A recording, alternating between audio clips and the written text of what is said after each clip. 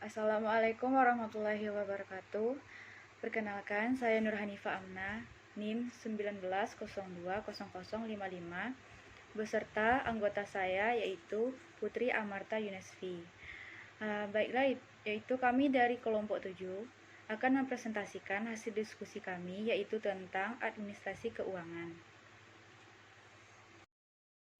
Yaitu saya akan menjelaskan pada bagian pengertian administrasi keuangan, yang dimana pengertian pengelolaan keuangan dalam arti sempit adalah tata pembukuan, sedangkan dalam arti luasnya adalah pengurusan dan pertanggungjawaban dalam menggunakan keuangan baik pemerintah pusat maupun daerah. Dan administrasi keuangan dalam sekolah merupakan langkah pengolahan keuangan sekolah mulai dari penerimaan sampai dengan bagaimana pertanggungjawaban keuangan yang digunakan secara objektif dan sistematis.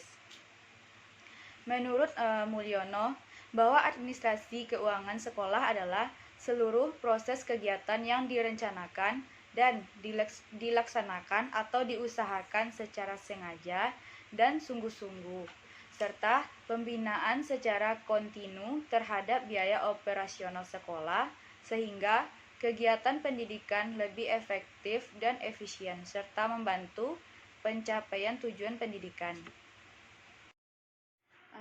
Dengan demikian, administrasi keuangan sekolah adalah sebuah analisis terhadap sumber-sumber pendapatan dan penggunaan biaya yang diperuntukkan sebagai pengelolaan pendidikan secara efektif dan efisien dalam rangka mencapai tujuan yang telah ditentukan. Tujuan administrasi keuangan sekolah yaitu yang pertama, meningkatkan efektivitas dan efisiensi penggunaan keuangan sekolah. B. Meningkatkan akuntabilitas dan transparansi keuangan sekolah. C. Meminimalkan penyalahgunaan anggaran sekolah. Dan prinsip-prinsip keuangan sekolah yaitu yang pertama, A. Prinsip transparan mengandung makna bahwa dalam pengelolaan keuangan sekolah harus ada keterbukaan. B. Prinsip efisiensi penggunaan sumber daya keuangan yang ada harus betul-betul tepat guna, yaitu sesuai dengan antara yang dikeluarkan dengan yang dihasilkan. Sedangkan yang C. Prinsip akuntabilitas, setiap sumber daya keuangan sekolah yang digunakan harus dipertanggungjawabkan, baik secara administratif maupun secara normatif. Dan bagian selanjutnya yaitu B. Proses administrasi keuangan yang terdiri dari penyusun RPS, RKAS, penggunaan, dan pertanggungjawaban. Yang pertama yaitu penyusunan RPS. Penyusunan RPS, rencana pengembangan sekolah, merupakan fungsi yang amat penting yang harus ada pada setiap sekolah untuk dijadikan suatu pedoman sekolah, baik jangka panjang maupun jangka menengah dan jangka pendek. Tahapan yang harus ada pada penyusunan rencana pengembangan sekolah atau RPS yaitu sebagai berikut. A. Melakukan analisis lingkungan strategi sekolah. B. Melakukan analisis situasi untuk mengetahui status situasi pendidikan sekolah saat ini. C. Memformulisasikan pendidikan yang diharapkan di masa mendatang. D. Mencari kesenjangan antara butir 2 dan 3. E. Menyusun rencana strategis. F. Menyusun rencana tahunan. G. Melaksanakan rencana tahunan. Dan bagian H, memonitor dan mengevaluasi. Lanjut ke bagian RKAS. RKAS merupakan rencana biaya dan pendanaan program atau kegiatan secara rinci untuk satu tahunan anggaran. RKAS adalah dokumen anggaran sekolah resmi yang disetujui kepala sekolah serta yang disahkan Dinas Pendidikan setempat atau penyelenggaraan pendidikan ataupun yayasan. Masa RKAS hanya berlaku untuk 1 tahun ajaran yang akan datang, terdiri dari pendapatan dan pengeluarannya. Dan lanjut ke bagian penggunaan. Penggunaan keuangan sekolah menurut Depdagri dan Depdikbud 1996 menyatakan bahwa Dalam administrasi keuangan harus ada pemisahan tugas dan fungsi otorisator, ordonator, dan pembendaharawan. Otorisator adalah pejabat yang diberi wewenang untuk mengambil tindakan yang mengakibatkan terjadinya penerimaan dan pengeluaran keuangan. Ordonator adalah pejabat yang berwenang melakukan pengujian dan memerintahkan pembayaran atas segala tindakan yang dilakukan berdasarkan otorisasi yang telah ditetapkan. Sedangkan bendaharawan adalah pejabat yang berwenang melakukan penerimaan dan mengeluarkan uang atau surat-surat berharga lainnya yang dapat dinilai dengan uang dan diwajibkan membuat perhitungan dan pertanggungjawaban.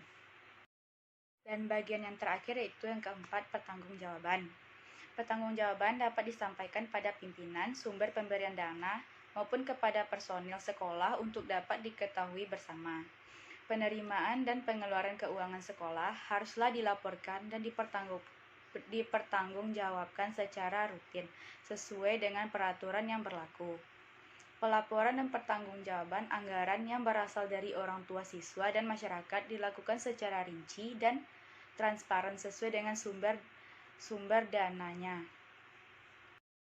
Dan selanjutnya yaitu C, bagian pemeriksaan dan pelaporan. Yang pertama itu pemeriksaan keuangan. Pemeriksaan keuangan adalah rangkaian perbuatan penelitian atas penggunaan faktor dalam proses administrasi sebagaimana ditetapkan dalam jumlah anggaran untuk menjamin penggunaan faktor uang tersebut sah dan efisien. Agar pelaksanaan anggaran sesuai dengan ketentuannya dan tidak timbul ketekoran baik pada anggaran organisasi sebagai keseluruhan maupun anggaran bagian-bagiannya. Sebelum uang itu dikeluarkan atau diterima, maka dilakukanlah pengawasan. Pengawasan tersebut dinamakan preventive backgrounding atau penjagaan anggaran terlebih dahulu. Dan bagian yang keduanya yaitu laporan. Semua kegiatan yang dilakukan dalam rangka pelaksanaan tugas pengelolaan keuangan di sekolah haruslah dilaporkan dengan menggunakan tata cara yang ditetapkan berdasarkan Undang-Undang Perbendaharaan Indonesia sebagaimana yang telah diubah dan ditambah. Terakhir dengan Undang-Undang No. 9 Tahun 1968 Pasal 77, PP No. 5 Tahun 1975 Pasal 12 dan 40. Tugas pengelolaan keuangan dibagi 3 fase, yaitu fase financial planning, implementation, dan evaluation. Kepala sekolah sebagai manajer berfungsi sebagai otoritator dan ordonator yang dibenarkan melaksanakan fungsi bendaharawan karena berkewajiban melaksanakan pengawasan. Bendaharawan di samping mempunyai fungsi-fungsi bendaharawan juga dilimpahi fungsi-fungsi ordonator untuk menguji hakikat atas pembayaran. Jadi laporan realisasi penerimaan dan penggunaan dana adalah format multisumber yang berarti bahwa laporan ini merupakan laporan semua sumber dana yang diterima sekolah searah terintegrasi. Penerimaan diperinci berdasarkan sumber dana, sedangkan pengeluaran akan diperinci berdasarkan program sekolah yang selanjutnya diperinci berjenis belanja dan masing-masing akan ditunjukkan sumber dana yang membiayai pengeluaran tersebut. Dan masuk ke bagian selanjutnya yaitu D, peran guru dalam administrasi keuangan sekolah, di mana penanggung-jawaban keuangan sekolah tidak hanya kepala sekolah saja, tetapi semua pihak yang terlibat di dalam sekolah seperti guru, semua harus bekerja sama dengan baik, sehingga dapat membawa pendidikan yang lebih baik lagi untuk kedepannya. Administrasi keuangan meliputi kegiatan perencanaan, penggunaan, pencatatan data, pelaporan, dan pertanggungjawaban dana yang dialokasikan untuk penyelenggaraan sekolah. Tujuan administrasi keuangan ini harus sesuai dengan aturan yang telah diberlakukan atau yang disetujui. Dan beberapa hal yaitu tentang peran guru dalam administrasi keuangan ini meliputi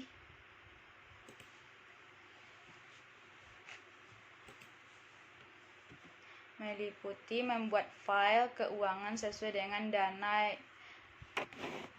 dana pembangunan, membuat laporan data usulan pembayaran gaji, rapel ke pemerintah kota, membuat pembukuan penerimaan dan penggunaan dana pembangunan, membuat laporan dana pembangunan pada akhir tahun anggaran, dan membuat laporan rencana anggaran pendapatan bantuan sekolah atau RAPBS, dan membuat laporan tribulan dana bantuan operasional sekolah atau BOS, menyetorkan pajak PPN dan PPH, membagikan gaji atau rapel, dan yang terakhir yaitu menyimpan dan membuat arsip peraturan keuangan sekolah.